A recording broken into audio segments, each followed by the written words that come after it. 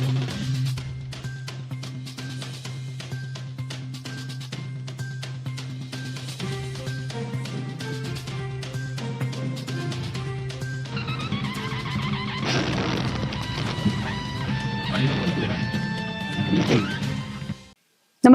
आपण पाहता Hirkani news. Hirkani news प्रत्येक क्षण ताज्या घडामोडी आणि महत्त्वाच्या प्रत्येक बातमीसाठी नेहमी तत्पर. आरोग्य विभागातील मोठा घोटाळा, माजी महासंचालक अटकेत. दिल्ली सरकारच्या आरोग्य विभागातील मोठ्या आर्थिक घोटाळ्याचा पर्दाफाश झाला असून या प्रकरणात मोठी कारवाई करण्यात आली आहे. लाचलुचपत प्रतिबंधक शाखेने आरोग्य सेवा महासंचालनालयातील कथित गैरव्यवहार प्रकरणी माजी महासंचालक डॉक्टर वत्सला अग्रवाल यांच्यासह तिघांना अटक केली आहे. या कारवाईमुळे दिल्लीच्या प्रशासकीय वर्तुळात मोठी खळबळ उडाली.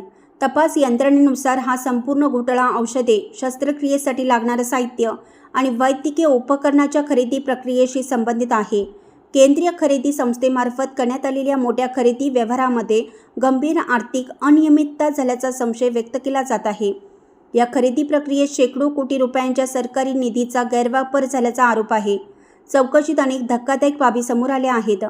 पोर्टेबल एक्स-रे मशीन, बेडशीट, चादरी, सी-आर्म उपकरणे, एनेस्थीशिया वर्कस्टेशन, औषधे आणि शस्त्रक्रियेसाठी लागणारं साहित्य याच्या खरेदीसाठी काढलेल्या निविदामध्ये मोठ्या प्रमाणात फेरफार करण्यात आल्याचं तपासात निष्पन्न झालं. काही ठराविक पुरवठादारांना फायदा व्हावा यासाठी निविदेच्या अटी जाणीवपूर्वक बदलण्यात आल्याचा आरोप आहे. त्यामुळे पात्र कंपन्या स्पर्धेबाहेर गेल्या आणि वस्तू वाढीव दराने खरेदी करण्यात आल्या.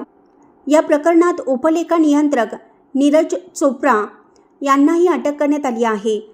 याआधी डॉक्टर विनोद कुमार रंगा यांनाही अटक झाली होती. त्यांच्या चौकशीनंतरच या प्रकरणातील आणखीन धागेदोरे समोर आले आणि अटकेची कारवाई वेगाने पुढे गेली.